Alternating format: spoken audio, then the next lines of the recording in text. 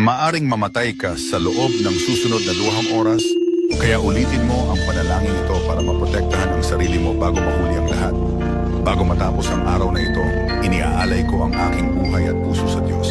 Nagpapasalamat ako sa mga bagay na naranasan ko at sa mga bagay na maaari ko pang maranasan, na may tiwalang kailanmay hindi ako iniiwan ng iyong presensya.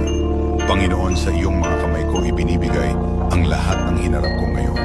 Ang mga pagsubok, ang mga tagumpay, at ang mga pag-aalinlangan.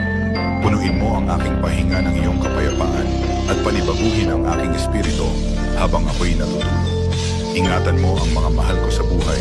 Gabayan mo ang kanilang mga hakbang sa pamamagitan ng iyong banal na liwanag. Patawarin mo ang aking mga pagkakamali at kahinaan at turuan mo akong maging mas mabuting tao araw-araw. Kung ako'y magising bukas, naway puno ng kapayapaan at gaan ang aking puso.